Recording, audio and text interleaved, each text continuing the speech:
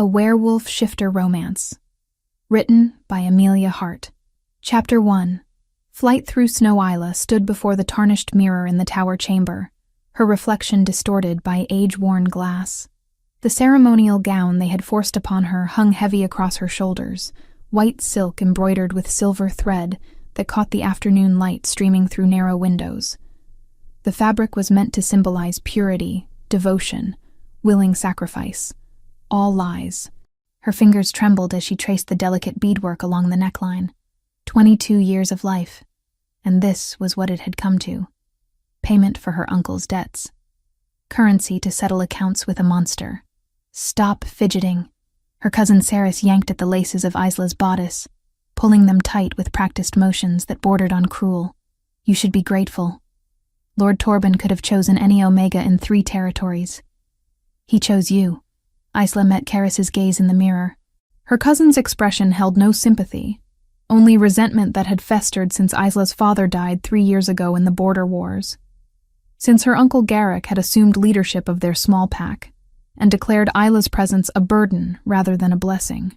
Grateful, Isla repeated, the word tasting like ash, for being sold to a man who buried 3 wives before their 30th year. Karis's hand cracked across Isla's cheek, the sound sharp in the confined space. Watch your tongue. Lord Torben is a powerful alpha.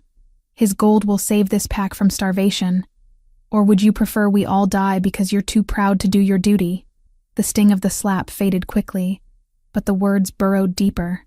Duty. As if she owed anything to the pack that had turned her into merchandise the moment her father's body was returned from battle. As if her mother's death bringing Isla into the world hadn't already paid whatever debt blood could settle. Isla turned away from the mirror, away from the reflection of a woman dressed for slaughter. Through the tower window, she could see the great hall below where guests were already gathering. Alphas and their entourages from neighboring territories, drawn by the promise of alliance, and the spectacle of watching Garrick's orphaned niece become Torben's 4th bride. 4th. The number haunted her. Torben's first wife had died from a fall down stone stairs. The second from a mysterious illness that had consumed her over 3 agonizing months.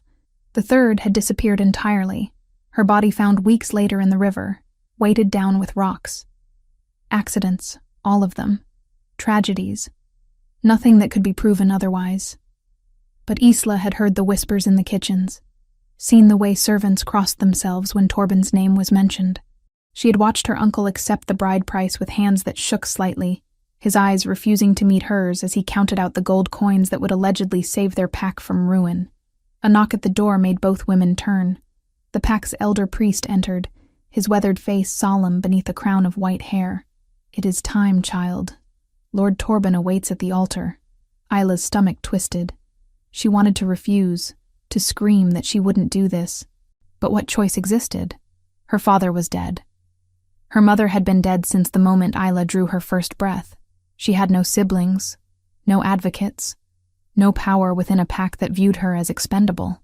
The walk to the great hall felt like descending into a tomb. Stone corridors echoed with her footsteps, each one carrying her closer to an inevitable end. Saris walked behind her, adjusting the train of the gown, ensuring every detail appeared perfect for witnesses who would remember this day as a celebration rather than an execution. The great hall doors opened, and the assembled crowd turned as one. Isla forced herself to look straight ahead, past the rows of seated guests, toward the altar where Torben waited. He was a large man, broad-shouldered and thick through the chest, his 45 years showing in the gray threaded through his dark beard. He wore formal leathers studded with silver, a heavy fur cloak draped across his shoulders. Everything about him projected power, wealth, dominance. Everything about him made Isla's skin crawl with instinctive revulsion. She walked down the center aisle on unsteady legs, past faces she recognized and many she didn't. Her uncle stood near the front, his expression carefully neutral. He wouldn't meet her eyes. Coward. The priest began speaking, his voice droning through traditional words about unity and strength, and the bonds that tied packs together in alliance. Isla barely heard him, her attention fixed on Torben, on the way his eyes tracked her approach with an intensity that felt predatory rather than admiring. When she reached the altar, Torben extended his hand. The priest gestured for her to take it, to complete this portion of the ritual. Standard practice, meant to symbolize willing acceptance of the bond being formed. Isla hesitated. Something deep within her recoiled from the thought of touching him, a warning that went beyond rational fear into territory she didn't fully understand. "Take his hand, girl," her uncle hissed from his seat. The assembled witnesses watched in expectant silence. Refusing would humiliate Torben publicly, would give him cause to reject the marriage and demand his gold returned. Gold her uncle had already spent on debts and supplies. The pack would suffer. Isla would suffer. She placed her hand in Torben's. The world exploded. It wasn't physical contact so much as a violation. Something tearing open inside Isla's mind that she hadn't known existed. Images flooded her consciousness in a torrent too fast to process individually, each one carrying emotional weight that crushed breath from her lungs. A woman screaming as she fell, her terror absolute in the moment before stone stairs ended her. Another woman, thin and wasted, begging for death while poison worked through her system in measured doses. The third, struggling against hands that held her underwater, bubbles rising as her lungs filled. Pleasure. Torben felt pleasure in their deaths, satisfaction in their suffering, pride in his cleverness at arranging accidents that couldn't be proven, and anticipation, bright and eager, for the moment when Isla would join their number. She jerked her hand back as if burned, gasping. The connection severed, but the knowledge remained. The truth of what Torben was, what he intended, branded itself across her awareness with absolute certainty. The priest frowned. "Child, you must maintain contact for the blessing to—" "No!" Isla's voice came out stronger than she'd expected, loud in the sudden quiet of the hall. "I refuse this bond." Torben's expression shifted from surprise to anger in the span of a heartbeat. "What did you say?" "I said no." Isla backed away from the altar, away from the man whose hands had murdered 3 women and would murder her given the chance. "I will not marry you. I will not. This is unacceptable." Her uncle surged to his feet, face flushing red. "Isla, you will complete this ceremony immediately, or I will—" Isla didn't wait to hear the threat. She ran. The wedding gown wasn't designed for speed, but terror lent her strength she hadn't known she possessed. She sprinted toward the nearest exit, past shocked guests, past guards too surprised to react immediately. Behind her, chaos erupted. Torben's roar of fury, her uncle shouting orders, the crash of benches being overturned as people rose in confusion. Isla burst through a side door into the tower stairwell she'd descended earlier. But instead of climbing up, she went down, taking steps 2 at a time, the heavy gown threatening to tangle her legs with each stride. Her breathing came ragged, heart hammering against ribs. She had felt it. Felt his intentions as clearly as if he'd spoken them aloud. Not just desire to control her or use her for alliance, but genuine anticipation of ending her life, of watching her suffer, of adding her to his collection of dead wives. The knowledge terrified her, less than the certainty with which she knew it was true. How had she known? What had happened when their hands touched? No time to analyze. Footsteps thundered in the corridor above, guards pursuing, Torben shouting something about a frightened bride needing to be retrieved. Isla reached the ground floor and changed direction, heading toward the kitchens. Servants scattered as she ran past, the white ceremonial gown billowing behind her like a ghost's shroud. She grabbed a heavy cloak from a peg near the scullery door, throwing it over her shoulders to hide the distinctive dress. The stables. She needed a horse. Needed to get far from this place before they caught her and dragged her back to complete the ceremony her uncle would insist proceed. Cold air hit her face as she stumbled outside. Snow had begun falling, fat flakes that melted against her flushed skin. The stables stood across the courtyard, and Isla ran toward them with everything she had left. Inside, horses stamped and shifted in their stalls, sensing her distress. She grabbed the nearest saddle, her fingers fumbling with buckles and straps. A gray mare, young and strong, stood relatively calm as Isla worked. "Please," Isla whispered to the animal. Though whether she was asking the horse or some higher power for help, she wasn't certain. "Please let me get out of here." Shouts from the courtyard. They were coming. Isla abandoned proper saddling and simply threw herself onto the mare's back, clinging to the animal's mane. She kicked her heels, and the horse responded, lunging forward out of the stall and toward the stable's rear exit. The gate stood closed. Isla aimed the mare at it and prayed. The horse gathered herself and jumped, clearing the wooden barrier with inches to spare. They landed hard on the other side, and Isla nearly lost her seat, but managed to hold on through desperation alone.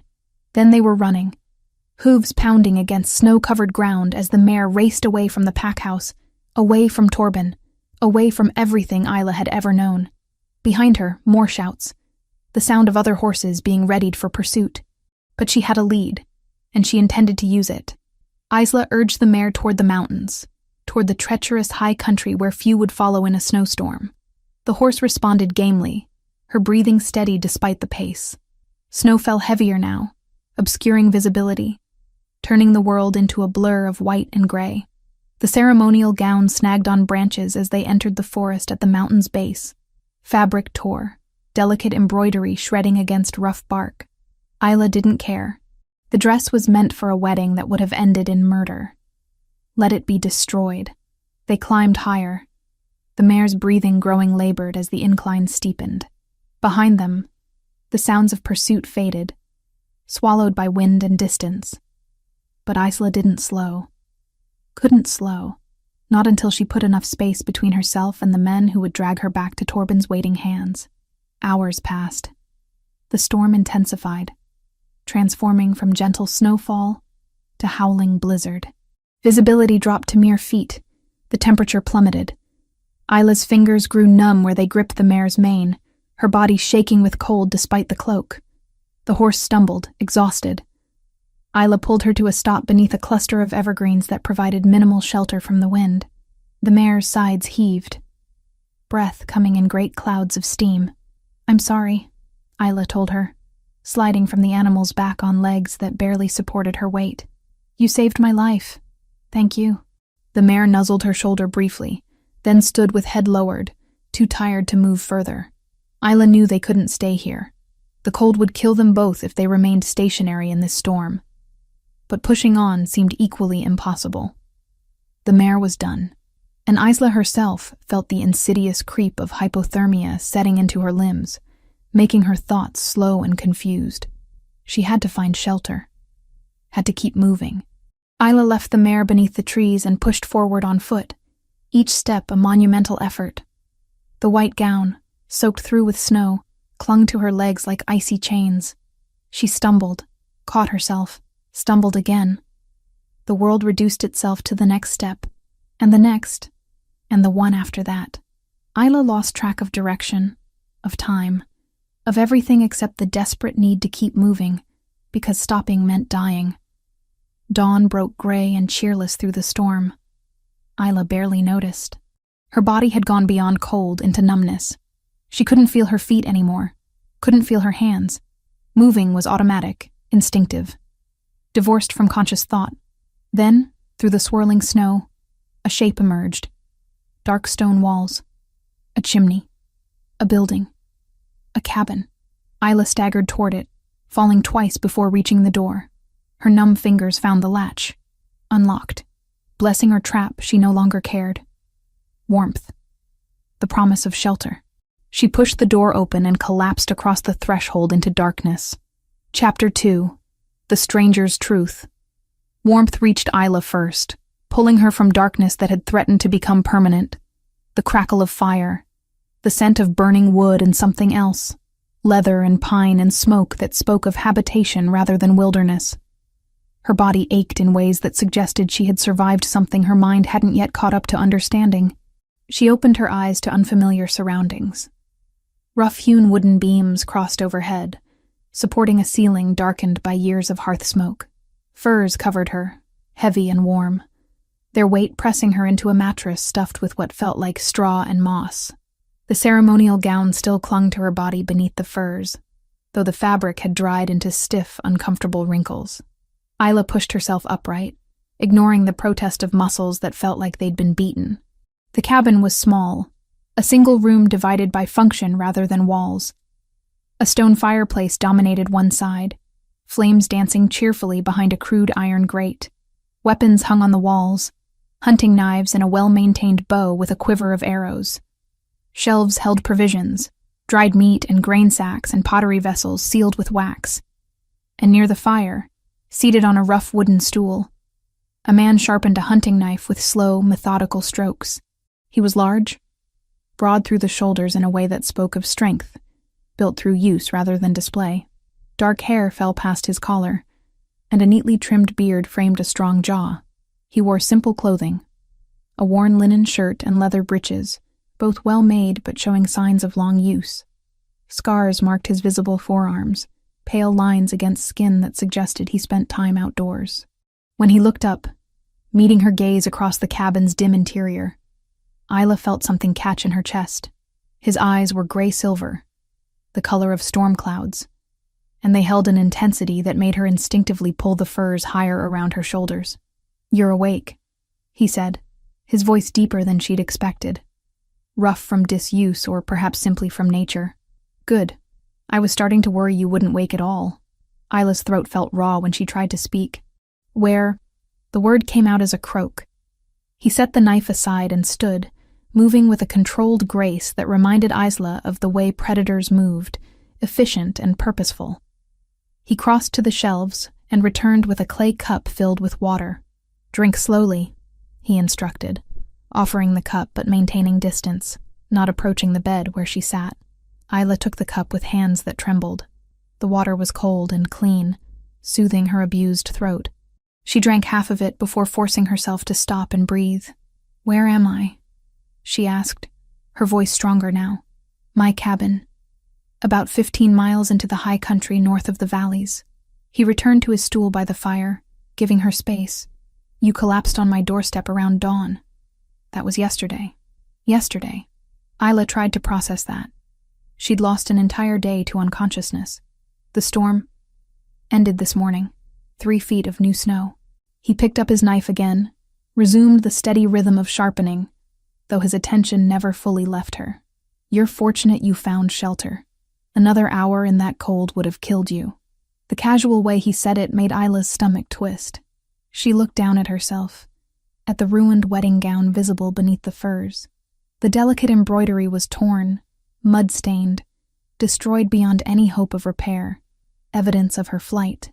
When she looked up again, the man was watching her with those storm-gray eyes, and his next words made ice reform in her veins despite the fire's warmth. "I know who you are." Isla's breath stopped. Her first instinct was to run, to throw off the furs and bolt for the door. But her body betrayed her, still too weak from exposure and exhaustion to manage more than a pathetic attempt to swing her legs over the bed's edge. The man didn't move from his stool, but his voice carried quiet authority. "Don't. You'll only hurt yourself and there's nowhere to run. The snow is too deep and you're still recovering." "Then why?" Isla forced the words past her fear. "Why tell me you know? Why not just turn you over to Lord Torben's men?" He set the knife down completely now, giving her his full attention. "They came through yesterday afternoon, about 6 hours after I brought you inside. Offered gold for information about a runaway bride in a white dress." Isla's hands clenched in the furs. "What did you tell them?" "That I'd seen no one. That the storm was too fierce for anyone to have made it this far into the mountains."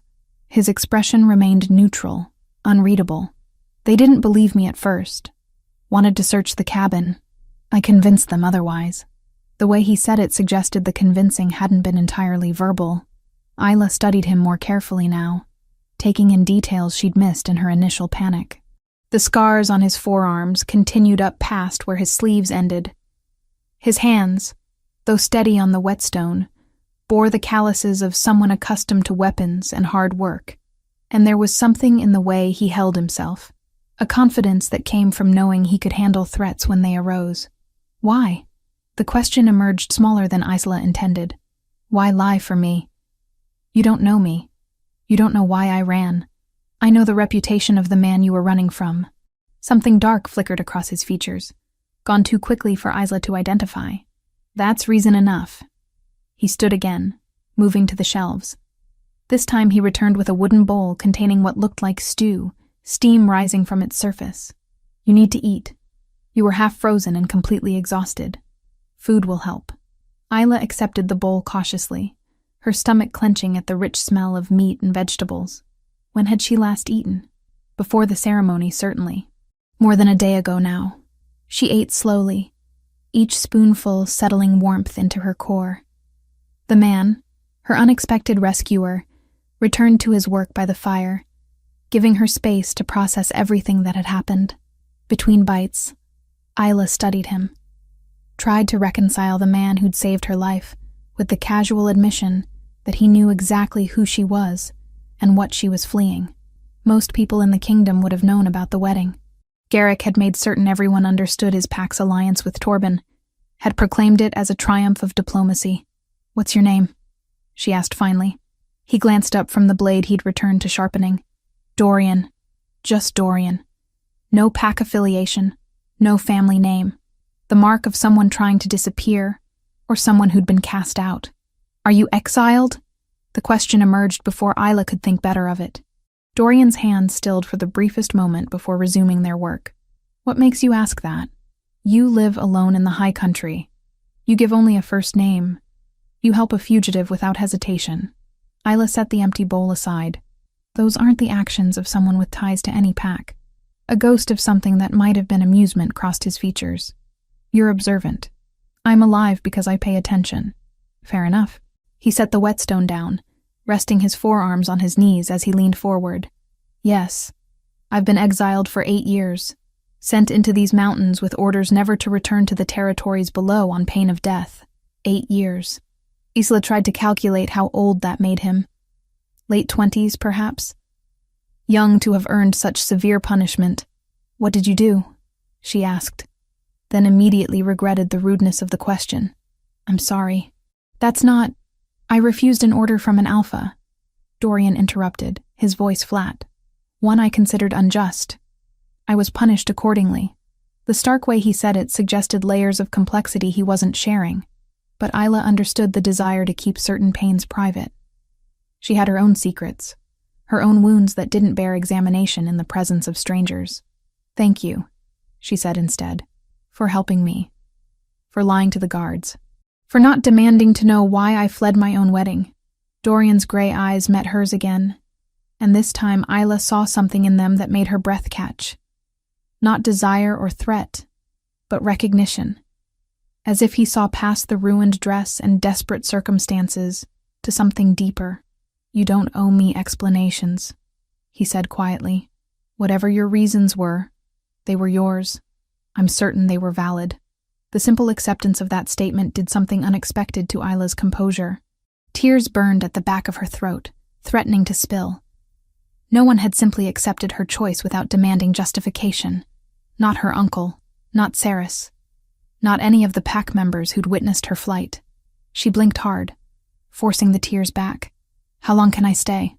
"Until it's safe for you to leave." Dorian stood, moving to add wood to the fire. "The guards will likely search again once the snow settles. In a few days, perhaps a week. They'll assume you died in the storm. Then you can decide where you want to go." A week. The timeline felt both impossibly long and dangerously short. Where would she go after that? She had no allies, no pack willing to shelter someone who'd humiliated a powerful alpha. Her uncle certainly wouldn't take her back, not after the gold he'd have to return to Torben. "What happens if they come back before then?" Isla asked. "They won't find you." The certainty in his voice brooked no argument. "I give you my word. Words. Promises." Isla had learned to trust neither, but there was something about the way Dorian said it, the weight he put behind the simple statement, that made her want to believe him. She shifted on the bed, suddenly aware of how exposed she was in the destroyed wedding gown. "Do you have anything I could wear? This dress is... ruined." "Yes." Dorian moved to a wooden chest near the far wall and pulled out a simple tunic and breeches. "These will be too large, but they're better than what you have." He tossed them to her, then turned his back with deliberate courtesy, facing the fire while she changed. The gesture surprised Isla. Most men wouldn't have bothered with such consideration. She peeled off the ceremonial gown with relief, letting the destroyed silk fall to the floor in a puddle of ruined expectations. The tunic and breeches were indeed too large, but they were warm and clean, and that mattered more than fit. "I'm decent," she said when she'd finished. Dorian turned back, and something flickered in his expression as he took in her appearance and his clothing, but he said nothing about it, only gathered the wedding dress from the floor. "What are you doing?" Isla asked as he carried it toward the fire. "Burning evidence.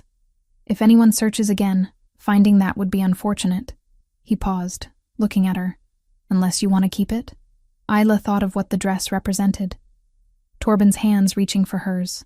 The flood of knowledge about his intentions. The terror of feeling his pleasure in past murders, and anticipation of hers. "Burn it," she said firmly. Dorian fed the silk into the flames. It caught quickly, the delicate fabric consumed by fire that reduced it to ash and smoke. Isla watched it burn and felt something loosen in her chest. One connection to that nightmare severed.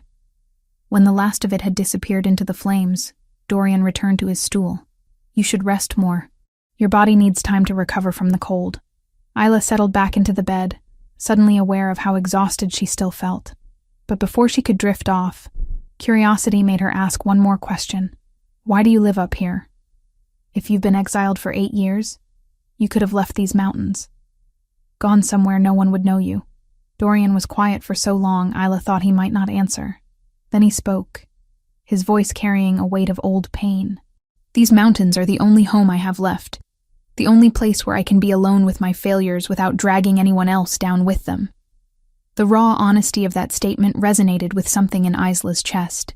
She understood failure, understood the weight of disappointment and shame, understood the desire to disappear where no one could see you break. "I'm sorry," she said softly. Dorian looked at her, surprise evident in his gray eyes. "For what? Whatever happened to bring you here? Whatever injustice led to 8 years of isolation?"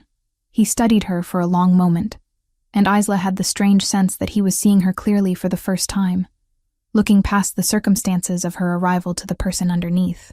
"Get some rest," he said finally, his voice gentler than before. "We can talk more when you're stronger." Isla closed her eyes, letting exhaustion pull her down into sleep. But as consciousness faded, she thought about the man across the room, about the loneliness she'd sensed in him despite his kindness, about the way he'd protected her without asking anything in return, and she wondered what truth she might discover about Dorian if she allowed herself to stay long enough to find out. Chapter 3. Scarred Truths. The storm raged for 4 days. Isla woke each morning to the howl of wind against stone walls, to snow falling so thick the world beyond the cabin's single window became nothing more than swirling white. The temperature dropped so low that frost formed on the inside of the door, delicate patterns of ice that Dorian scraped away each morning before venturing out to check his snares. They fell into a rhythm born of necessity. Dorian disappeared before dawn to hunt and gather firewood, returning hours later with game or fish and arms loaded with wood to feed the constantly burning fire. Isla took over the cabin's domestic maintenance, cooking the meals, organizing provisions, mending a tear in one of the furs with a bone needle she found in a wooden box. It felt strange, this domestic arrangement with a man who was essentially a stranger. Yet it also felt natural in ways Isla didn't want to examine too closely. Dorian moved through the space with quiet consideration, always aware of where she was, giving her room to breathe while still maintaining enough presence that she never felt abandoned or unsafe. On the second day, as Isla prepared rabbit stew over the fire, she asked, "How long have you lived here?" Dorian looked up from where he was cleaning his hunting knife. 8 years. "Since the exile. Alone the entire time?" "Yes." He tested the blade's edge against his thumb, then resumed sharpening. "It's easier that way." Isla stirred the pot, watching vegetables bob in the simmering broth. "Easier than what?" "Than pretending I'm someone worth knowing." The bitterness in his voice startled her. She glanced at him, but he'd turned his attention fully to his work, effectively closing the conversation. By the third day, Isla had begun to notice things about Dorian that didn't fit the image of a simple, exiled hunter. The way he spoke, for instance. His vocabulary was too refined, his grammar too precise. These were the speech patterns of someone educated, Someone who'd been trained in courtly manners before exile stripped away the need for such refinements. And the way he moved. Isla had grown up around warriors, had watched her father train before the border wars claimed his life. Dorian moved with that same controlled grace, economical and purposeful. He held his knife the way soldiers held weapons, familiar and competent. When he split firewood, each swing of the axe demonstrated strength tempered by years of martial training. "You weren't always a hunter," Isla said on the fourth morning, watching him prepare to venture out into the storm again. Dorian paused in pulling on his heavy cloak. "What makes you say that?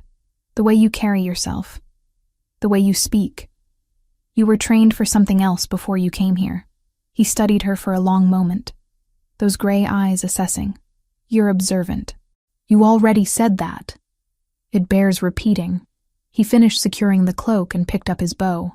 "What I was before doesn't matter. This is what I am now." He left before she could press further, disappearing into the white curtain of falling snow. That night, the nightmare came. Isla had fallen asleep on the bed while Dorian sat by the fire, reading from a worn book she'd noticed on one of the shelves. She'd been surprised to find books in a mountain cabin, but Dorian had simply shrugged when she'd commented on it. "A man needs something to occupy his mind during long winters," he'd said. "Books serve that purpose well enough." The nightmare dragged her back to the great hall, to the moment Torben's hand had closed around hers. But in the dream, she couldn't pull away. She was trapped in that connection, drowning in the flood of his intentions. She felt his previous wives dying, felt their terror and pain as if it were her own, felt Torben's satisfaction, his pleasure, his eager anticipation of adding her to that collection. She woke screaming, thrashing against the furs that suddenly felt like restraining hands. "Isla," Dorian's voice cut through the panic, steady and calm. "Isla, you're safe. You're in the cabin. It was a dream." She gasped for air, her heart hammering so hard it hurt. Dorian stood beside the bed, careful not to touch her, but close enough that his presence anchored her to reality. "I'm sorry," she managed, pressing shaking hands to her face. "I didn't mean to. Don't apologize for nightmares." He moved to the water bucket and returned with a filled cup. "Here, drink." Isla accepted it gratefully, the cold water shocking her fully back to wakefulness. When she'd drained half the cup, she set it aside and drew her knees up to her chest, wrapping her arms around them. "Do you want to talk about it?" Dorian asked quietly. The question surprised her. Most people, particularly men, avoided discussions of fear or vulnerability, but Dorian simply waited, his expression patient and without judgment. "It was the ceremony," Isla admitted. "When I touched Torben's hand." "What happened when you touched him?" Isla hesitated, unsure how to explain something she barely understood herself. But the nightmare had left her raw and vulnerable, and the words spilled out before she could second-guess sharing them. "I felt things. Saw things. Not with my eyes, but in my mind. Memories, emotions, intentions. His previous wives, the way they died. And his enjoyment of it. His anticipation of doing the same to me." She looked up at Dorian, needing him to understand. "That's why I ran. Not because I was afraid of marriage or duty. Because I knew, with absolute certainty, that he would kill me. Eventually, after he'd finished enjoying my fear." Dorian's entire body had gone rigid as she spoke. His hands clenched into fists at his sides, and something dark and dangerous flickered across his features. "Torben," he said, the name emerging like a curse. "I know his reputation. 3 dead wives, all ruled accidents or natural causes, but everyone knows the truth. The Alphas tolerate him because his territory is wealthy and his warriors are well-trained." "You believe me?" Isla asked, surprised. "You don't think I'm making excuses for abandoning my duty? Duty doesn't include walking willingly into murder." Dorian's voice carried an edge sharp as broken glass. "And yes, I believe you. I've met men like Torben. The kind who view others as things to be used and discarded. The kind who enjoy causing suffering." The way he said it suggested personal experience. Isla wondered what Dorian had encountered during his life before exile that had taught him to recognize cruelty so readily. Without thinking, she reached out and touched his arm. The contact sent a jolt through her, and suddenly she was feeling what he felt. Rage, burning hot and protective, directed at Torben and every man like him. Beneath that, a layer of old pain, wounds that hadn't healed despite 8 years of isolation. And deeper still, something else. Something that called to the hollow places inside her chest, with a recognition she couldn't name. Dorian looked down at where her hand rested on his forearm, his expression shifting through surprise to something more complex. "I'm sorry," Isla said, starting to pull back. "I didn't mean to," but Dorian caught her hand, holding it gently. "Don't apologize." His thumb brushed across her knuckles, the gesture achingly tender. "I'm the one who should apologize. You've been through trauma, and here I am getting angry on your behalf, when what you probably need is reassurance." "Your anger helps," Isla admitted. "It means you believe me, that you don't think I'm crazy for sensing what I did." "You're not crazy." Dorian's gray eyes met hers, intense and unwavering. "Whatever you felt from him was real. I'd stake my life on it." The certainty in his voice did something to Isla's composure. Tears burned at the back of her throat, threatening to spill. She'd been so afraid that no one would believe her, that they'd dismiss her flight as hysteria or cold feet. But Dorian believed without question, and that validation meant more than she knew how to express. One tear escaped, sliding down her cheek.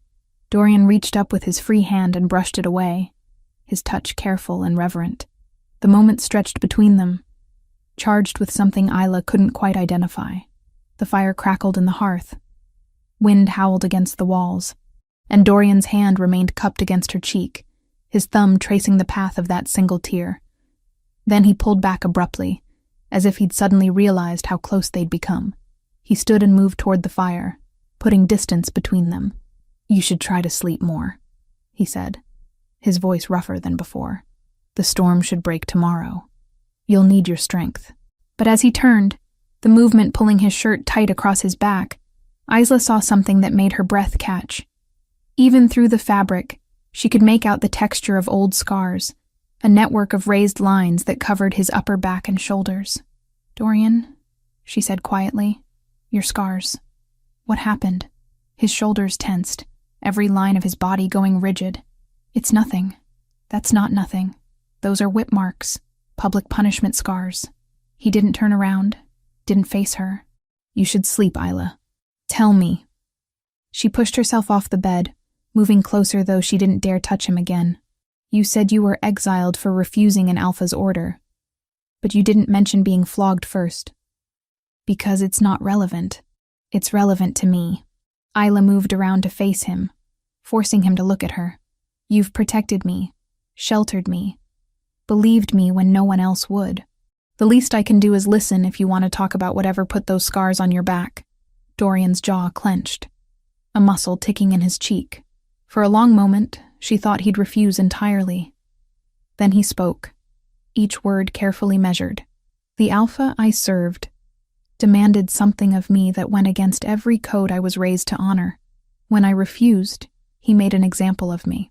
50 lashes in the public square, followed by exile with orders that returning would mean execution." His eyes were distant, focused on memories she couldn't see. "The scars are a reminder that honor has a price, and sometimes that price is everything you thought you were." The bitterness and shame radiating from him hit Isla like a physical force. Even without touching him, she could feel the weight of old wounds that had nothing to do with his scarred back, and everything to do with his scarred soul. "Honor isn't defined by the people who punish it," Isla said softly. "Sometimes the most honorable thing you can do is refuse orders that would make you into someone you're not." Dorian looked at her then, really looked at her, and Isla saw something crack in his carefully maintained walls. "You're very wise for someone so young. I'm 22, old enough to know that cruelty exists, and old enough to recognize courage when I see it. Is that what you see when you look at me? Courage?" His laugh held no humor. "I see failure. A man who couldn't navigate the politics of his position, who valued his own moral code over practical survival, and who's paid for that pride with 8 years of isolation. I see someone who chose integrity over comfort," Isla countered. Someone who'd rather live alone with a clear conscience than thrive while compromising his values.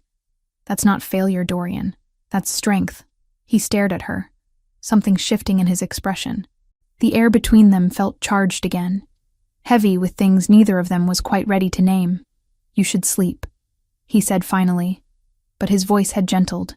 Tomorrow the storm breaks, and we'll need to decide what comes next. Isla returned to the bed, but sleep was a long time coming.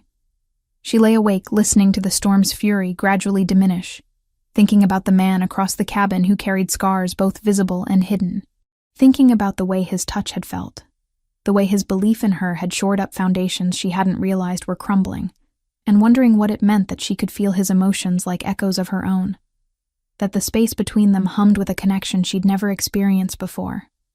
Chapter 4. Blood and Belonging. The storm broke on the 5th morning, leaving the world wrapped in pristine white silence. Isla woke to sunlight streaming through the cabin's window for the first time since her arrival, the brightness almost painful after days of gray gloom.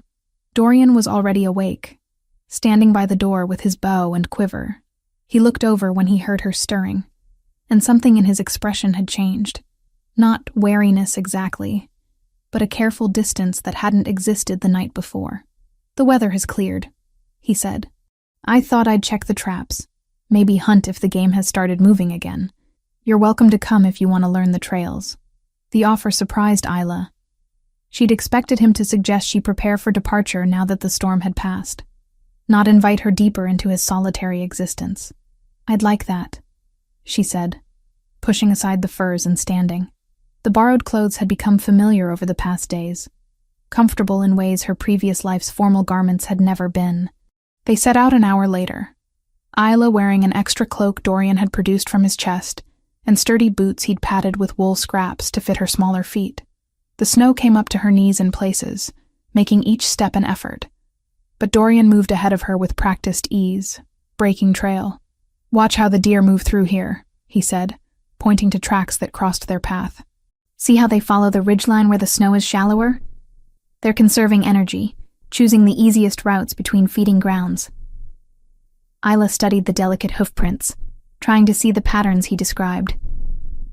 "How do you know they're going to feed rather than coming from it?" "The spacing of the tracks. When deer are hungry, they move with more purpose, longer strides. After feeding, they wander more, stop to investigate things." He knelt beside the trail, brushing snow away to reveal disturbed earth beneath. "This doe stopped here to dig for browse.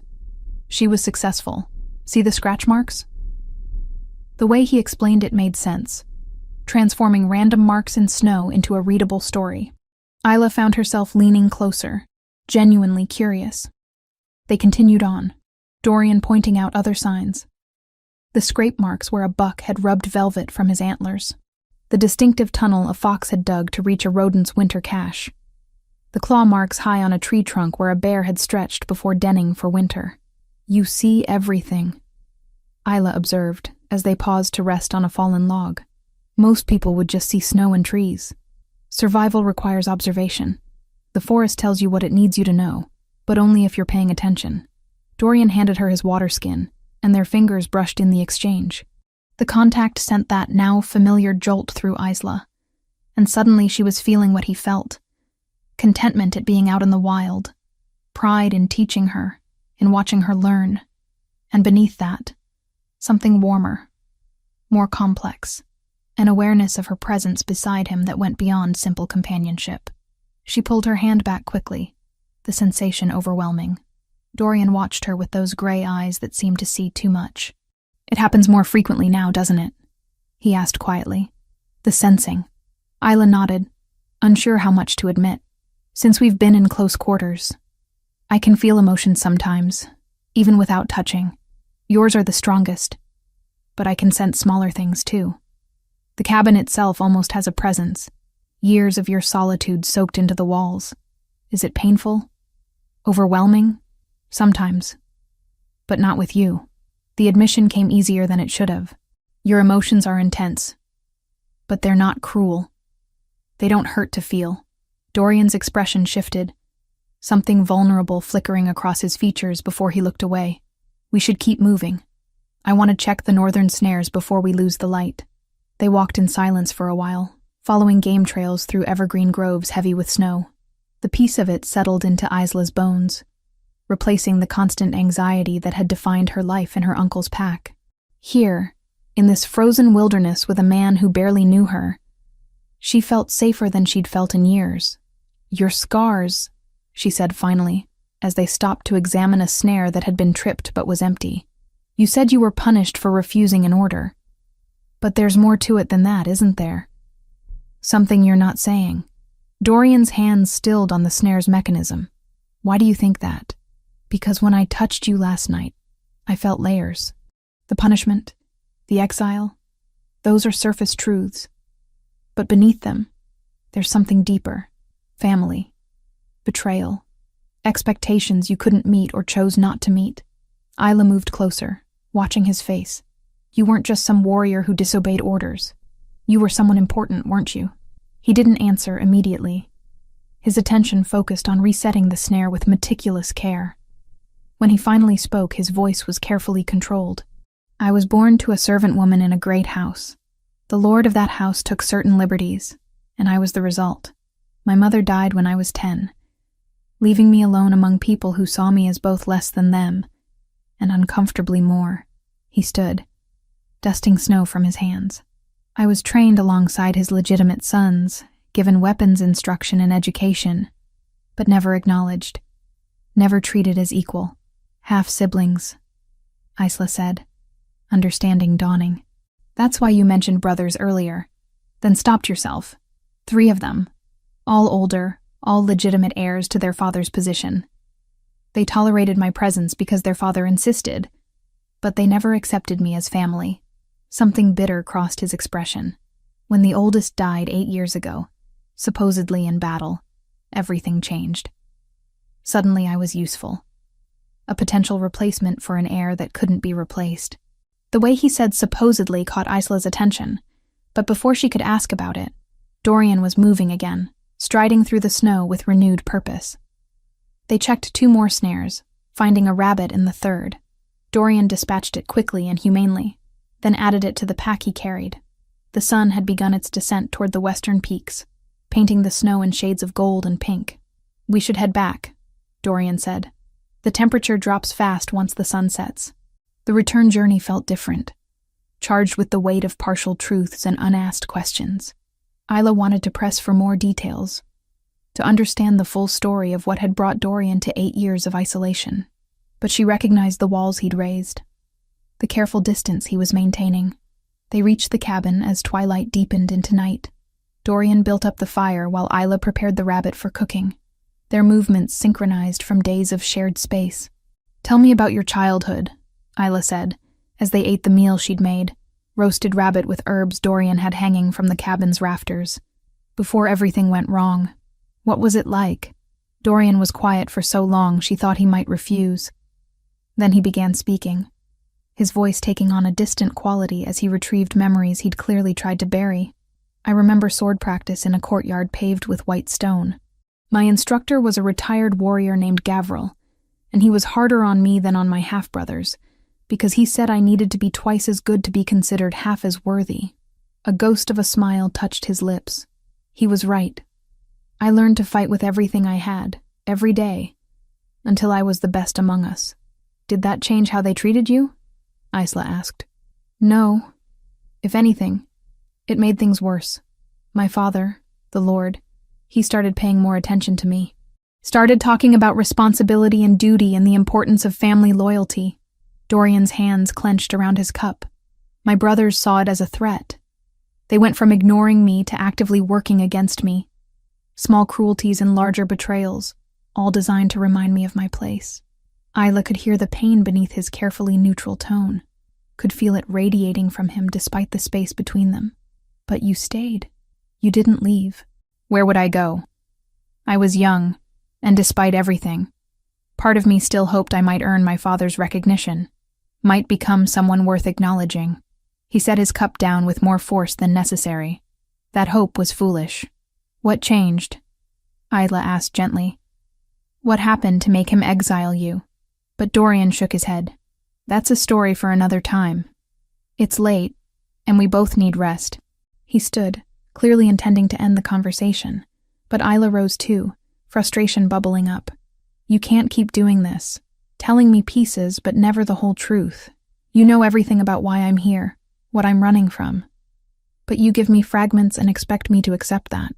It's better if you don't know everything, Dorian said, his back to her as he faced the fire. Better if you don't get too close to understanding what I am. What you are. You're a man who was treated poorly by people who should have protected you. A man who chose honor over expedience and was punished for it. That's what I see, Dorian.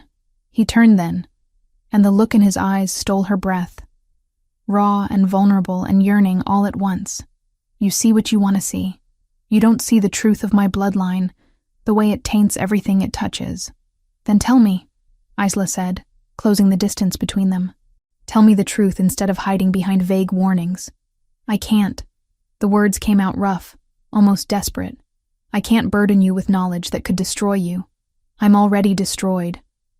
Isla shot back. I'm an exile with nowhere to go. No pack, no family. What more could your truth possibly take from me? Dorian stared at her, something breaking in his expression. Then suddenly his hands were cupping her face, and he was kissing her with an intensity that drove the air from her lungs. The world exploded into sensation. His lips were firm but gentle, moving against hers with a hunger that spoke of years of isolation and denied connection. Isla's hands came up to grip his shirt, holding on as everything she thought she understood tilted sideways.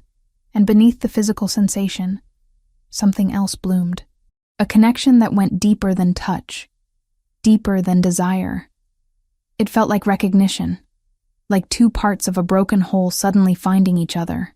The mate bond, Isla realized distantly, snapping into place with a force that made her gasp against his mouth. Dorian pulled back abruptly, his breathing ragged. His eyes had gone wide, showing whites like a spooked horse. No, he said, backing away from her. No, this can't happen. You need to leave, Isla. Tomorrow at dawn you need to go. What? Confusion and hurt warred in Isla's chest. You can't just kiss me like that and then... I'm dangerous for you in ways you don't understand. Dorian's voice had gone hard, desperate. That bond you felt, that connection, it's real. But it's also a curse. Everyone I've ever cared about has suffered for it. That's not... My mother died because she loved my father. My mentor was executed for training me too well. The one woman I cared about before my exile was married off to an enemy pack to remove her from my influence.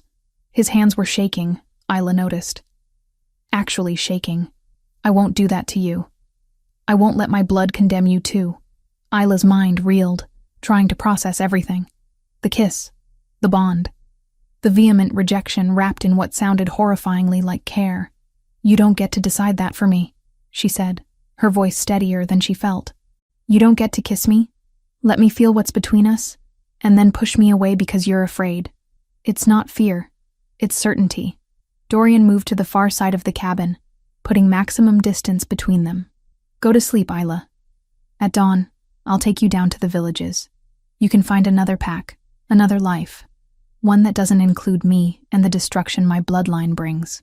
He turned his back, shoulders rigid with tension, clearly done with the conversation. Isla stood trembling in the firelight, her lips still burning from his kiss, the mate bond thrumming in her chest like a second heartbeat. Everything had changed in the span of a few heartbeats, and she didn't know how to change it back. She didn't know if she wanted to. Chapter 5. Royal Blood. Dawn came cold and gray, the sun hidden behind banks of low clouds that promised more snow.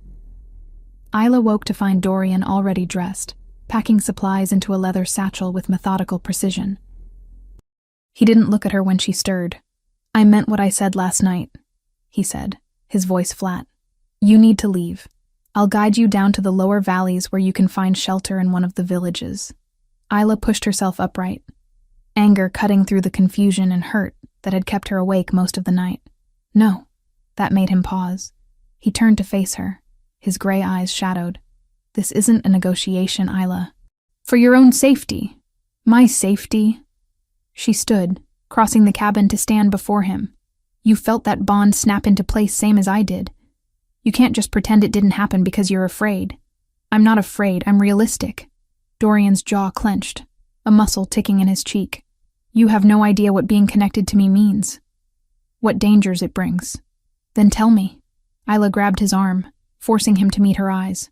Stop hiding behind vague warnings and tell me the truth. All of it. You want the truth? Something broke in his expression, fury and desperation warring across his features. Fine. My father is Alpha King Varian, ruler of the Northern Territories. I'm his bastard son, born to a servant he used and discarded. I spent my entire childhood watching him ignore my existence, while my legitimate half-brothers tormented me for daring to breathe the same air. And when his heir died 8 years ago, supposedly in battle, he tried to turn me into a replacement, a political tool to be married off and used to secure alliances I wanted no part of. The words came out harsh and bitter, each one landing like a blow. Isla's hand tightened on his arm, feeling the truth of it resonating through their connection. I refused, Dorian continued, his voice rough. Told him I wouldn't be his puppet, wouldn't marry some alpha's daughter I'd never met just to satisfy his political ambitions. So he had me flogged in the public square, 50 lashes while the entire court watched. Then he exiled me here with orders that returning would mean execution. He pulled free of her grip, pacing away. This cabin? It's royal property, an old hunting lodge that hasn't been used in decades. He knew exactly where I was, has always known. He just didn't care as long as I stayed invisible. Isla processed the information, pieces clicking into place. The education, the military training, the way he carried himself, all of it made sense now. And now? She asked quietly. What's changed? I don't know. Maybe he's finally run out of legitimate options. Maybe the sound of horses outside cut him off. Multiple animals, their hooves crunching through snow at a steady pace.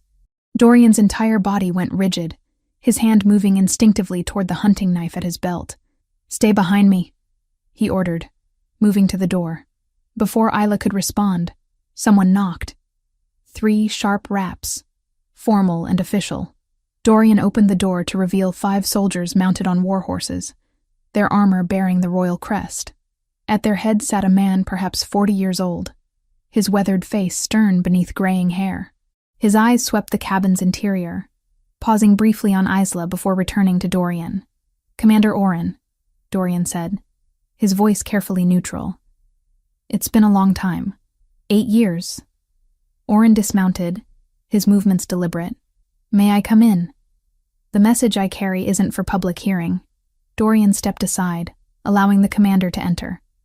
Oren's soldiers remained mounted outside, watchful and silent. Inside, Oren removed his gloves slowly, his attention fixed on Dorian. Alpha King Varian sends his summons. You're to return to the capital immediately. I'm exiled, Dorian said flatly. Returning means death.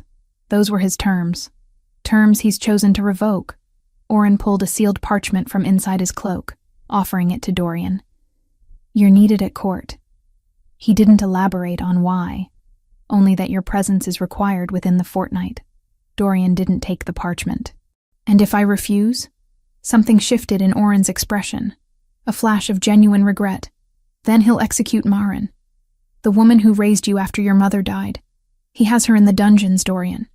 She's 70 years old, and he'll kill her if you don't come. The color drained from Dorian's face. He wouldn't. You know he would. Oren's voice gentled slightly. He's desperate, though I don't know why. But he's willing to use whatever leverage he has. I'm sorry.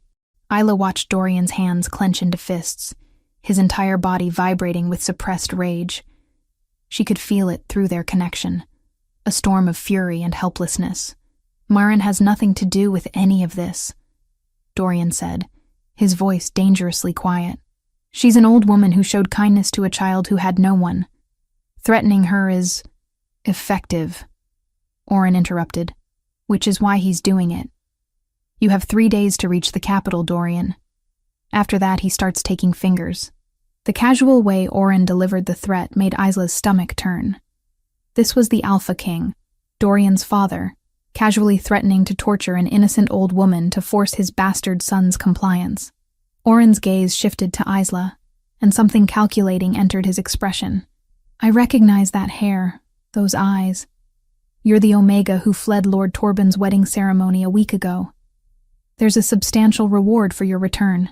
Fear spiked through Isla, but Dorian moved before she could react, positioning himself between her and Oren. Don't, Dorian said, and there was something in his voice that made the commander's hand move away from his sword hilt. You're protecting her. Oren's eyes narrowed. Why? Because she doesn't deserve to be delivered to a murderer. Lord Torben is a powerful alpha. Accusing him without proof. She has proof, Dorian interrupted. She touched him and felt his intentions. Felt his memories of killing 3 women and his plans for a 4th. She ran to save her life, not from duty. Oren was quiet for a long moment, studying Isla with new attention. You're a truth seeker. It wasn't a question. Isla nodded slowly, uncertain where this was leading. Rare gift, Oren mused. Haven't seen one in 20 years. Last woman who had it ended up advising the council until she died. His attention returned to Dorian. If I report her location, Torben will send men. They'll drag her back and her gift won't save her once she's in his territory. I know. So you want me to lie. To fail in my duty and tell Lord Torben I found no trace of his runaway bride. I want you to remember the man you were before you became Varian's dog, Dorian said. And Isla heard old friendship beneath the harsh words. I want you to remember that we trained together, fought together, that you once told me you'd never serve a king who demanded cruelty over justice. Oren's jaw tightened. That was before your exile, before I learned what happens to people who question orders. And yet you're here delivering his summons personally instead of sending a subordinate. Why, Oren? What is it you're not saying? The commander was silent for several heartbeats. Then he sighed, suddenly looking older. Because I wanted to warn you.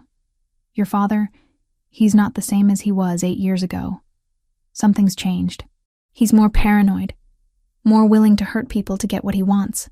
I don't know what he plans for you, but I don't think it ends well. Then help me, Dorian said quietly. Keep Isla's location secret. Give me your word as the man I once called friend that you won't report her. And what do I get in return? I'll go. I'll return to the capital, face whatever my father has planned. I'll walk into that trap willingly if you swear by the old codes that you'll protect her. Oren studied Dorian's face, then Isla's, calculation visible in his weathered features. Finally, he nodded.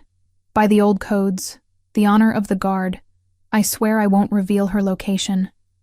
As far as official reports are concerned, I found no trace of Lord Torben's missing bride. He held out his arm, and Dorian clasped it in the traditional warrior's grip. But Dorian, if your father asks directly, I can't lie to the Alpha King. I can omit, but not fabricate. Understood.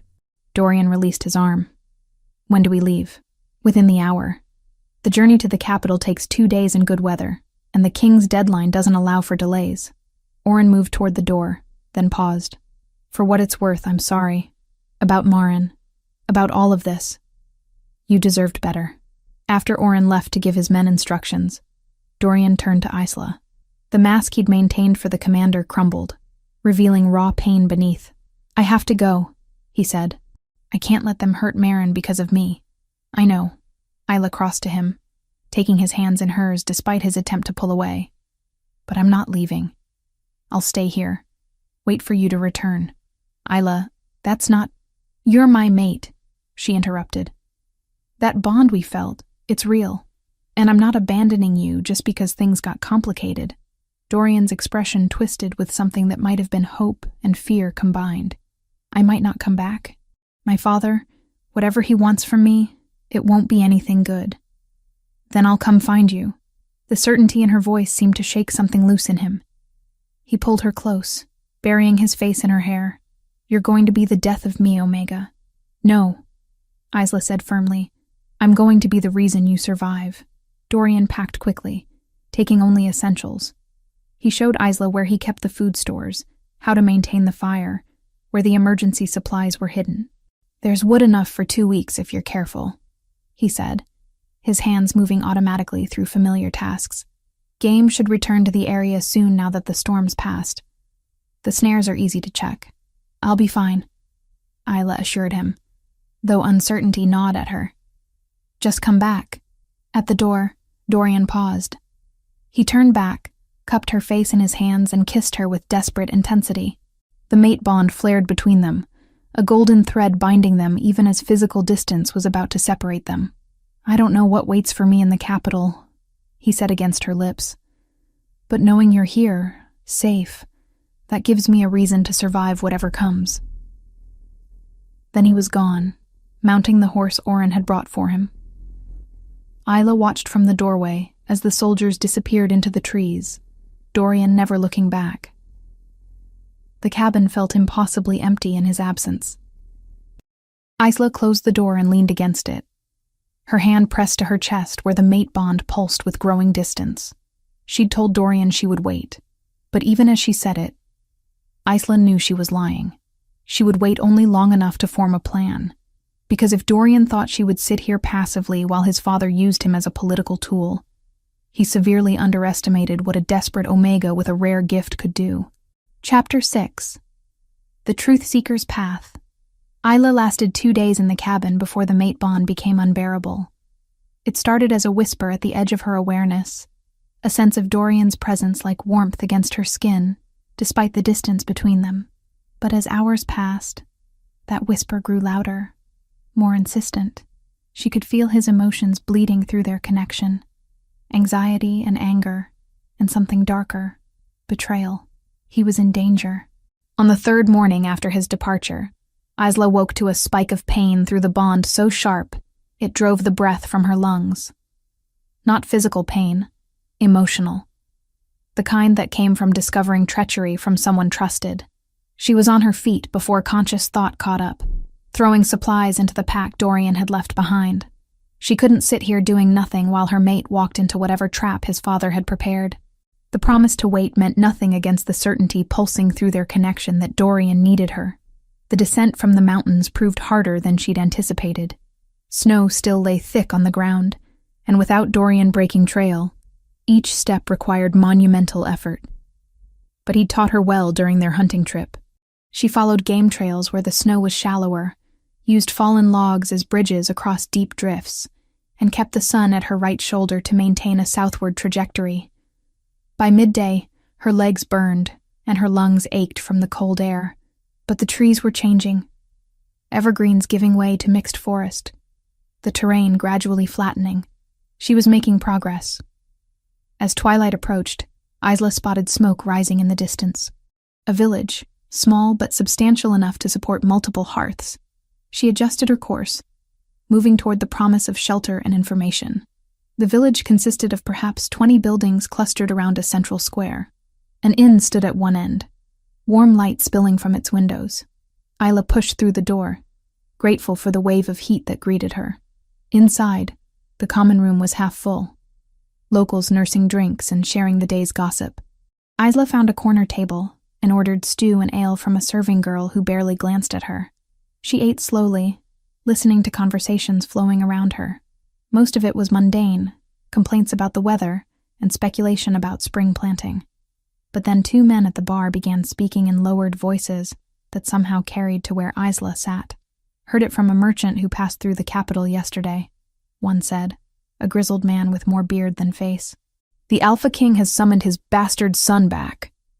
First time in 8 years. His companion, younger and clean-shaven, snorted.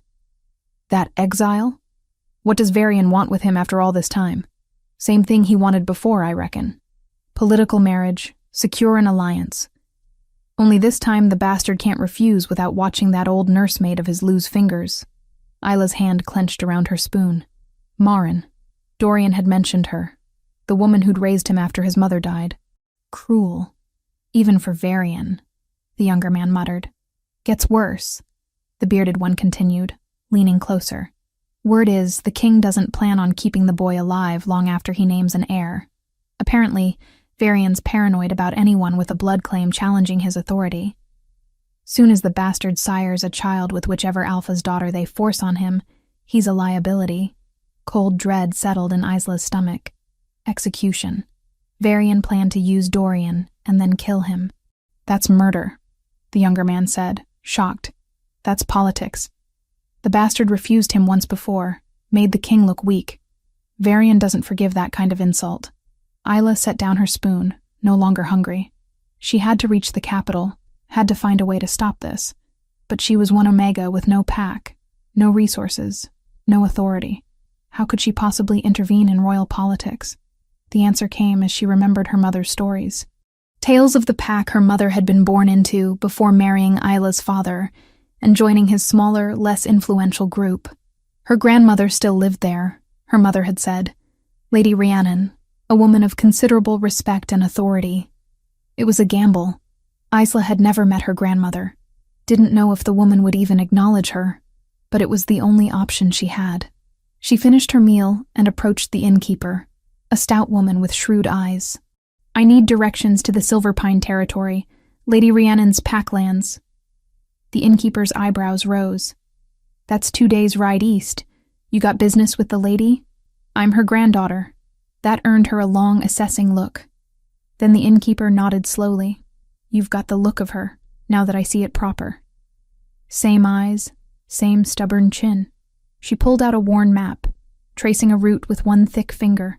Follow the eastern road through Oakenvale, then north at the crossroads. Silverpine lands start at the stone markers. You'll know them when you see them. Isla purchased a horse with the last of the coins she'd found in Dorian's cabin. Money he'd probably forgotten about in a wooden box beneath the bed. The mare was older but steady, and she carried Isla through 2 days of hard riding with patient determination. The Silverpine territory announced itself with carved stone pillars flanking the road, each bearing the pack's crest, a crescent moon above 3 pine trees. Guards stopped her at the border, professional and courteous as they questioned her purpose. I need to speak with Lady Rhiannon, Isla said, sitting straighter in her saddle despite exhaustion. I'm Isla, daughter of her deceased daughter Moira. It's urgent. The guards exchanged glances.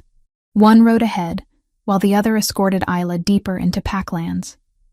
The buildings here were well maintained, prosperity evident in clean streets and healthy livestock. This was a pack that thrived, not one scraping by on the edge of survival like her uncle's had been. The pack house was magnificent, built of pale stone that seemed to glow in the afternoon light. Isla was led to a receiving room where she was told to wait. Lady Rhiannon entered minutes later, and Isla's breath caught. The woman was perhaps 70, her hair silver white and braided into an elegant crown. But her eyes, those were exactly like Isla's own, amber green and sharp with intelligence. So, Rhiannon said, studying Isla with undisguised curiosity. My daughter's child. I wondered if you'd ever seek me out. You knew about me? Isla asked, surprised. Of course. I may have disapproved of Moira marrying into such a weak pack, but I kept track of her daughter. Rhiannon moved to a chair, gesturing for Isla to sit. Your Uncle Garrick contacted me when you fled Lord Torben's wedding. Wanted to know if you'd come here. I told him no, truthfully, though I wished you had. Relief flooded through Isla. Then you know why I ran. I know Torben's reputation. I know you likely saved your own life by fleeing. Rhiannon's expression hardened. What I don't know is why you're here now instead of safely hidden wherever you've been these past weeks. Isla took a breath and explained everything. The cabin, Dorian, the mate bond, his identity as the Alpha King's bastard son, and the trap waiting for him in the capital. When she finished, Rhiannon was quiet for a long moment. Then she said, You're a truth seeker. It wasn't a question. Isla nodded. I can feel emotions. Sometimes see memories when I touch people. With Torben, I felt his intentions to kill me.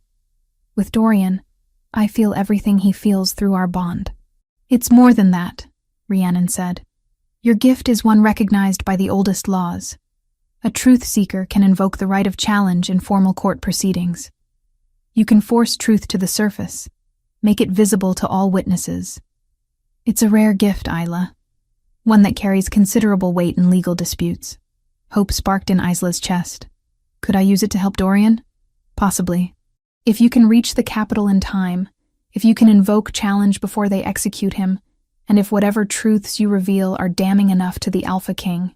Rhiannon stood, pacing. It's dangerous. Varian doesn't take well to being challenged. I don't care about danger. I care about saving my mate. Rhiannon studied her for a long moment, something shifting in her expression. You have your mother's courage. And her stubbornness. She moved to pull a cord that summoned a servant. We'll need to move quickly. I'll provide an escort, 3 of my best warriors. And I'll come myself as witness to validate your gift. You'd do that? Isla asked, hardly daring to believe. You're my granddaughter, my blood, and I never approved of how Garrick used you as payment for his debts. Rhiannon's eyes hardened. Besides, I've wanted an excuse to tell Alpha King Varian exactly what I think of his politics for years. This provides an excellent opportunity. Within hours, Isla found herself mounted on a fresh horse, surrounded by 3 massive warriors in silver pine colors. Lady Rhiannon rode at her side, regal and commanding despite her age. Before they departed, Isla sent a message to her uncle through one of Rhiannon's messengers. Simple and final. You sold me to a murderer. I am no longer your niece. Consider our ties severed. The journey to the capital took 2 hard days of riding. With each mile, Isla felt Dorian through their bond, his emotions a churning storm of anger and resignation. He was alive, but barely holding on to hope. They reached the capital the evening before the day Isla had overheard mentioned in the tavern. The day Varian planned to force Dorian's compliance before arranging his eventual death. We'll rest tonight, Rhiannon said, as they entered the city through the western gate. Tomorrow, you'll invoke your right as truth seeker, and we'll see if the Alpha King can withstand having his secrets laid bare before his entire court. Isla touched her chest, feeling the mate bond pulse with renewed strength. Dorian was close now, somewhere in this sprawling city, and tomorrow, she would fight for him the only way she knew how, with truth as her weapon and courage as her shield. Chapter 7. Truth Unveiled. The great hall of the royal palace was packed beyond capacity. Nobles and warriors pressed shoulder to shoulder in a space designed to hold hundreds, but now containing what felt like thousands. Isla stood at the threshold, Lady Rhiannon at her side, and felt the weight of every eye turning toward them. The hall itself was magnificent, all soaring stone arches and stained glass windows that cast colored light across the assembled crowd. At the far end, elevated on a dais of white marble, sat Alpha King Varian on a throne carved from a single massive oak. He was exactly as Dorian had described him, golden-haired, blue-eyed, radiating authority, and controlled menace in equal measure. And beside the throne, flanked by armed guards, stood Dorian. The mate bond flared at the sight of him, and Isla had to force herself not to run toward him. He looked thinner than he had a week ago, his face drawn with exhaustion and stress. But when his gray eyes found hers across the crowded hall, something shifted in his expression. Shock, followed by fear, followed by something that might have been hope. Lady Rhiannon of Silverpine, a herald announced, his voice carrying through the space. And her granddaughter, Isla, formerly of the Oak Hollow Pack. The crowd parted reluctantly as they made their way forward. Isla kept her spine straight, her chin lifted, refusing to show the terror churning in her stomach. Rhiannon walked with the confidence of someone who'd faced down kings before and found them wanting. They stopped at the base of the dais. Varian studied them with cold interest, his gaze lingering on Isla before shifting to Rhiannon. Lady Rhiannon, he said, his voice smooth as silk over steel. This is unexpected. What brings you to my court? Justice, Rhiannon replied simply. And truth. Varian's expression didn't change, but something flickered in his eyes. Truth is what I determine within these walls. Not today. Rhiannon's voice carried to every corner of the hall. Today, I invoke the ancient right of challenge through truth. My granddaughter is a truth seeker, witnessed and validated. She claims the right to force truth in formal judgment. The hall erupted in whispers. Varian's hands clenched on the arms of his throne, the only outward sign of displeasure. The old laws haven't been invoked in decades, he said carefully. But they remain valid, Rhiannon countered. Unless you're prepared to declare yourself above the traditions that gave you your throne, it was a masterful trap. If Varian refused, he appeared tyrannical, dismissive of the very laws that legitimized his rule. If he accepted, he opened himself to whatever truths Isla might reveal. "Very well," Varian said, each word clipped. "I accept the challenge. Let the court witness." Isla's heart hammered as she climbed the dais steps. Dorian tried to move toward her, but the guards held him back. His eyes were desperate, silently begging her not to do this, not to put herself in danger. But Isla had already made her choice.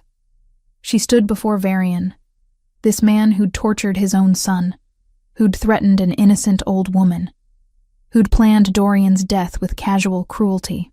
Up close, she could see the hardness in his face, the way his eyes held no warmth, no mercy.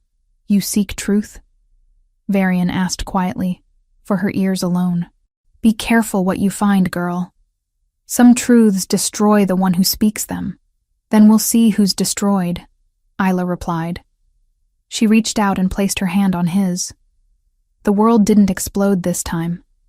It shattered, splintering into jagged shards of memory and intent that cut straight through Isla. It wasn't like touching Torben had been, a flood of memories and intentions. This was deeper, more violent. Varian's shields were stronger, his mind more disciplined. But Isla's gift, amplified by the mate bond's desperation to protect Dorian, tore through those shields like paper. And what lay beneath was monstrous. Images flooded Isla's consciousness, vivid and undeniable. A young man, golden-haired and laughing, Varian's legitimate son and heir. The people loved him, respected him, turned to him rather than his father for guidance and wisdom. And Varian, watching from the shadows, consumed by jealous rage at being eclipsed by his own child. The arranged accident wasn't an accident at all. Varian himself had sabotaged his son's armor before the supposed battle, had ensured the young heir rode into an ambush with defective equipment, had watched him die, and felt satisfaction rather than grief. Then, covering it up, blaming enemies, accepting condolences while planning how to use his bastard son as a replacement, a tool to secure alliances before disposing of him too. Because Dorian was too honorable, too much like the son Varian had murdered, another potential threat to be eliminated once his usefulness ended. And more, the conspiracy with Torben, trading promises of land and power in exchange for eliminating a truth-seeker who might one day expose Varian's crimes, the casual cruelty of threatening Marin simply to force Dorian's compliance, the systematic destruction of anyone who'd ever shown Dorian genuine affection or loyalty. All of it poured from Varian into Isla, and through their connection, into every person in the hall. Because truth-seekers didn't just sense truth. They could make others feel it, experience it, know it with absolute certainty. The hall erupted in chaos. Nobles shouted in outrage. Warriors drew weapons in confusion. And Dorian, his face sheet white with shock and betrayal, finally understood what had really happened to his half-brother 8 years ago. "Lies!" Varian roared, jerking his hand from Isla's grip. But the damage was done. Every person present had felt his guilt, his premeditated murder of his own son. "Fratricide!" someone shouted from the crowd. "The king murdered his own heir. He's guilty. We all felt it." Lord Torben, standing among the assembled nobles, tried to slip toward the exit, but Rhiannon's warriors blocked his path. "The truth-seeker also revealed your conspiracy with the king," Rhiannon said coldly. "To murder an innocent Omega to protect his secrets. You're going nowhere, Torben." Varian stood, fury and desperation warring across his features. "This is a trick, some form of manipulation. The girl is my mate." Dorian's voice cut through the chaos, steady and clear. He'd broken free from his guards, was moving toward the dais. "And she's told nothing but truth. You murdered your own son because you couldn't stand that he was better than you. You tried to use me, planned to kill me the moment I'd served your purpose, and you threatened the woman who raised me to force my compliance." He stopped at the base of the dais, and when he looked up at his father, there was no love left in his expression, only cold determination. "By ancient law, I challenge you. As the only living heir of your blood, I claim right of succession through combat. The throne goes to whoever survives." The hall went utterly silent. This was the oldest law, older even than truth-seeking. The right of a son to challenge a father for leadership through combat to the death. Varian's smile was vicious. Finally, you show some spine. Very well, bastard. I accept your challenge. At least when I kill you, it will be honest rather than hidden. The crowd pulled back, creating a circle in the center of the hall.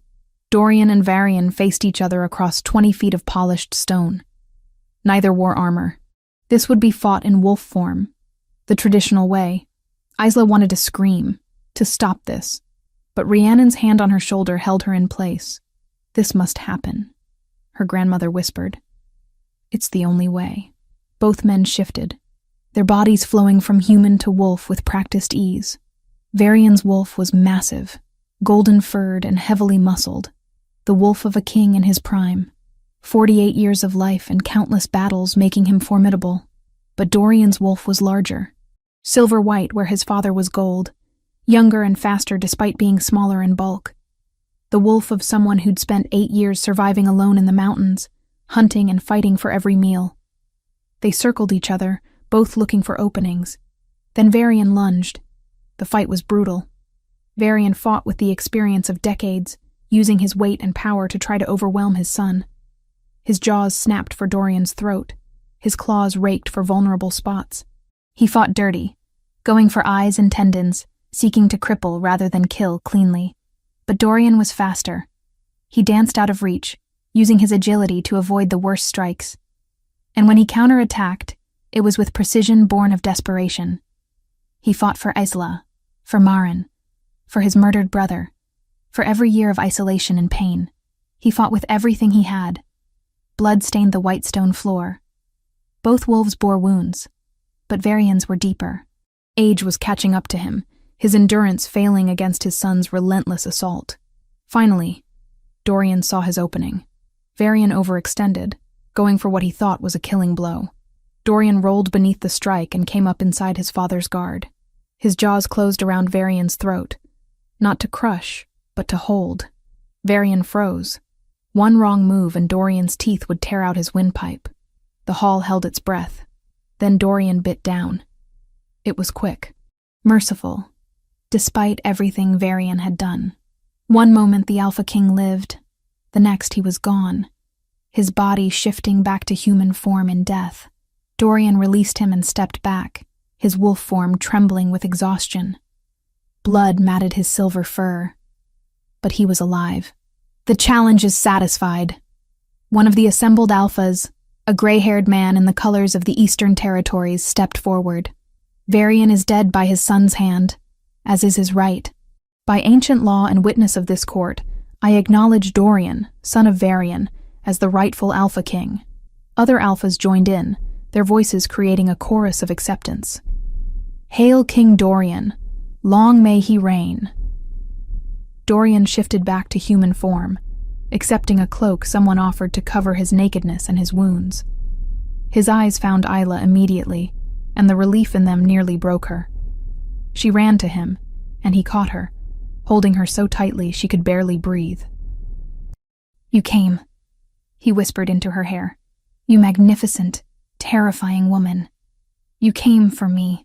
Always, Isla promised. I'll always come for you. Around them, the court descended into organized chaos as nobles rushed to declare loyalty to the new king, as Torben was dragged away in chains, as Maren was released from the dungeons and brought before her surviving child. But in that moment, Isla and Dorian existed in a bubble of their own. Mates reunited, truth triumphant, and a future, uncertain, but theirs to shape, stretching before them. Chapter 8. A Different Kind of Throne. The first weeks of Dorian's reign were turbulent. Alphas from across the territories descended on the capital, some to pledge loyalty, others to test the new king's resolve. Every morning brought petitions, disputes, and thinly veiled challenges to authority that had been violently won, but not yet firmly established. Dorian refused the heavy golden crown his father had favored, choosing instead a simpler circlet of silver etched with mountain peaks. He moved the throne from its elevated dais to floor level, declaring that any alpha who wished to speak with their king could do it standing eye to eye. Tradition demands respect for the throne, one of the older counselors protested. Respect is earned, not demanded by furniture placement, Dorian replied calmly. My father sat above everyone and looked down on his subjects. I prefer to face them directly. Isla watched him navigate these early conflicts with a mixture of pride and concern.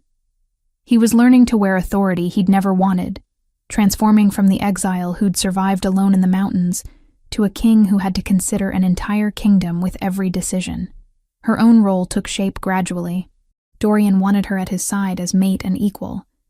But Isla understood the old nobles would never accept a queen who'd arrived in a torn wedding gown, fleeing another alpha's ceremony. So she carved out a different position, one the ancient laws recognized even if modern courtiers had forgotten it existed, truth seeker to the court. You will be the blade we draw when lies threaten the kingdom, Lady Rhiannon told her during one of their private strategy sessions. Not a weapon used carelessly, but one whose very presence reminds everyone that deception has consequences. The role proved necessary sooner than anyone expected. A delegation from the eastern borderlands arrived with elaborate gifts and flowery speeches about continued alliance.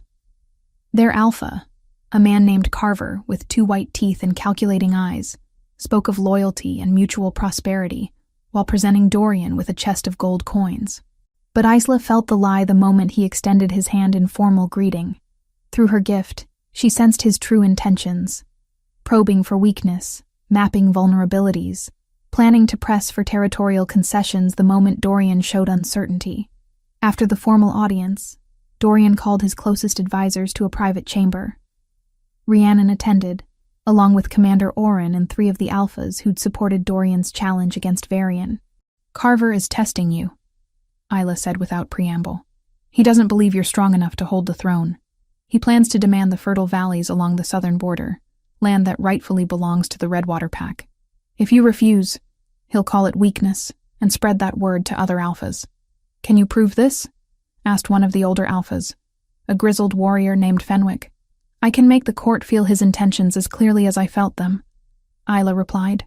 Truth seekers don't just sense deception. We can reveal it to witnesses. 2 days later, when Carver formally requested the contested borderlands during open court, Isla stepped forward. Alpha Carver, will you submit to truth-seeking on this matter? She asked, her voice carrying through the packed hall. To prove your claim is made in good faith? Carver's smile faltered. Is this necessary, Your Majesty? When I'm uncertain if I'm hearing honest counsel or manipulation, yes, Dorian said from his throne. My truth-seeker mate offers you the chance to prove your sincerity. Unless you have reason to refuse. Trapped by pride and witnesses, Carver extended his hand. The moment Isla touched him, she pulled forward the clearest thread of his deception, his contempt for young kings, his calculated plan to seize land from weaker packs, his smug certainty that Dorian was too inexperienced to recognize the theft. The court gasped as Carver's emotions flooded through them, as undeniable as if he'd shouted his schemes aloud. You came here planning to steal from the Redwater Pack, Dorian said quietly, standing. You assumed I wouldn't notice or wouldn't care. You were wrong on both counts. Carver dropped to his knees, stammering excuses. Dorian let him grovel just long enough for every watching alpha to understand the price of attempted deception. You will make restitution to Redwater, Dorian declared. Triple the value of the land you sought, paid in goods and warriors for 5 years. Refuse, and we discuss whether you're fit to lead at all. Word of the judgment spread faster than any royal decree. Within days, visiting nobles stopped treating the new king as an untested boy. The resolution of Isla's uncle Garrick came swiftly and without ceremony. Lady Rhiannon had moved decisively once evidence of his falsified records and debt manipulation became public. She absorbed his failing pack into Silverpine's territory, installing new leadership chosen by consensus from both groups. Saris stood near the back of the hall, stripped of her fine silks, eyes fixed on the floor, a minor clerk in the new order. Isla felt no triumph at the sight, only a distant, quiet relief that the girl who'd once slapped her for speaking truth would never again hold power over anyone's future. When Garrick was brought before the throne, stripped of his title and authority, Isla felt nothing. No satisfaction, no anger. Just empty acknowledgement of justice finally served. You offered your niece to a murderer to buy yourself time, Dorian said, his voice carrying the weight of formal judgment. Not to save your pack from starvation, but to avoid admitting your own failures as a leader. I did what I had to, Garrick protested weakly. No, Isla said, stepping forward. You did what was easiest for you. You had other options. You chose the one that cost you nothing and me everything. Dorian didn't order execution or exile. Instead, Garrick was assigned to work under Rhiannon's stewards, rebuilding what his incompetence had nearly destroyed. Sometimes living with your mistakes is harsher than death, Dorian told Isla that night. He'll spend the rest of his life surrounded by people who know exactly what he did. Torben fared worse.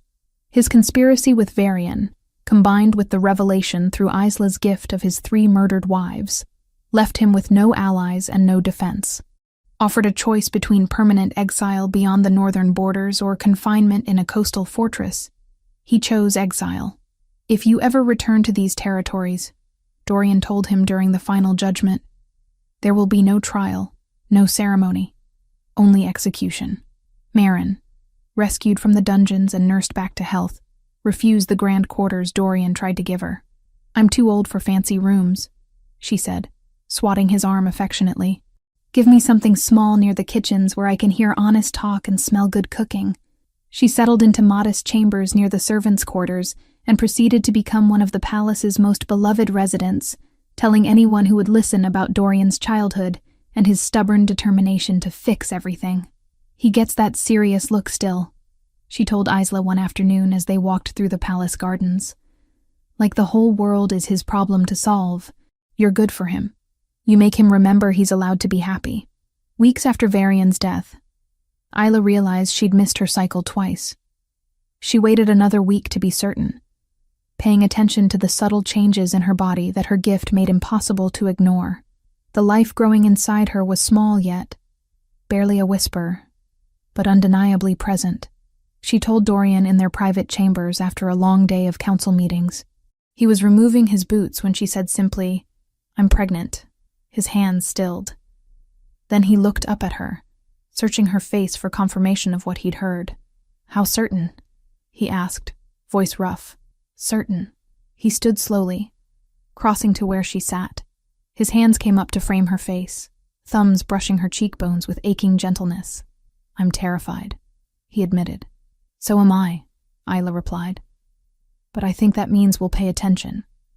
We'll try to do it right. Through their bond, she felt his emotions crash through him. Joy so fierce it burned, fear sharp as winter ice. And beneath both, a determination that made her chest tighten. My father was a monster, Dorian said quietly. I won't become him. You're already not him, Isla assured him. You question yourself. You listen. You care about people beyond what they can do for you. That's where being a good father starts. When they told Rhiannon and Marin, both women reacted with unrestrained delight. No grand announcements, Rhiannon declared immediately. No treating Isla like political spectacle. This is family first, kingdom concerns second. The pregnancy progressed smoothly. Isla continued her truth-seeker duties through the early months, though Dorian grew increasingly protective when she showed signs of exhaustion. You nearly collapsed after that river rights dispute, he said one afternoon when she'd planned to attend a particularly contentious border negotiation.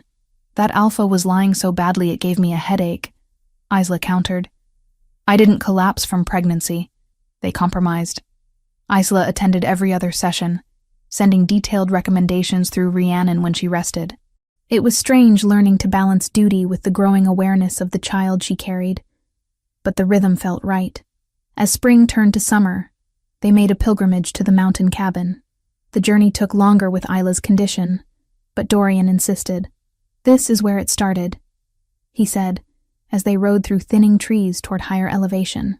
Where you found me, and I found reasons to stop just existing. The cabin looked smaller than Isla remembered, but stepping inside brought a flood of memories. The bed where she'd woken wearing his clothes. The hearth where her wedding dress had burned. The wooden stool where he'd first said, I know who you are. They spent one night there alone, away from court politics and royal responsibilities. Just the two of them and the growing life between them. This is where everything changed, Dorian said, as they lay together in the narrow bed, his hand resting over her stomach. You walked through that door half frozen and entirely desperate. And somehow you made me remember what it felt like to want something beyond survival. You were infuriating, Isla replied. Mysterious and brooding. You were stubborn and reckless. We still are, she pointed out. Yes, he agreed. But now we're stubborn and reckless together.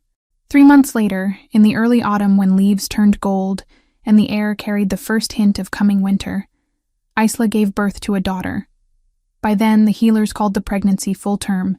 No more waiting, no more counting the weeks since that first missed bleeding. The labor was long but uncomplicated. Mirren attended, along with the palace's most skilled midwife and Lady Rhiannon, who held Isla's hand through the worst contractions and whispered encouragement when exhaustion threatened to overwhelm. When the baby finally arrived, screaming her fury at the world with healthy lungs, Dorian wept openly. He held his daughter with trembling hands, this tiny life that was his responsibility to protect and guide. She has your eyes, he said, studying the infant's face, and my stubborn expression already. Moon help us all, Mirren muttered fondly from where she tidied the room. They named her Brenna, after Dorian's mother. The woman who'd loved a son the world tried to make invisible, and died never seeing him valued as he deserved. The kingdom celebrated, but quietly, as Rhiannon had insisted. No grand spectacles, no political maneuvering around a newborn. Just genuine joy from people who'd watched their new king transform from exile to leader, from broken to whole. As the months passed and Brenna grew from helpless infant to curious child, Isla and Dorian settled into the strange duality of their lives. They were king and truth seeker, responsible for a kingdom's welfare, but they were also simply parents, learning to navigate sleepless nights and first smiles. Years later, when Brenna was old enough to ask questions, she would climb into her mother's lap and demand, "Tell me how you and Papa met." Isla would tell the truth. Not a sanitized legend, but the real story of fear and desperation, of a cabin in a snowstorm, and a man who'd chosen kindness when cruelty would have been easier. "Your father saved my life," Isla would say. "But more than that, he saw me when everyone else had decided I didn't matter. And I saw him when he'd convinced himself he deserved to be invisible." "And then you lived happily ever after?" Brenna would ask. "No," Isla would reply honestly. "Then we worked very hard to build something good. Happiness isn't a destination you arrive at and stay forever. It's something you choose to create, day after day, even when it's difficult." Dorian, listening from the doorway, would add, "Your mother is wise. Listen to her more than me." And Brenna, already showing signs of her parents' combined stubbornness, would declare, "I'll listen to both of you, and then decide for myself." In those moments, watching their daughter grow into her own person, Isla understood that this was what they'd truly built. Not a perfect kingdom, because no such thing existed, but a place where truth mattered, where justice could be more than a word, where an exile and a runaway bride could become something neither had dreamed possible. The throne Dorian sat wasn't the same one his father had wielded like a weapon. It had been transformed, like everything else, into something different, something worth protecting. The end.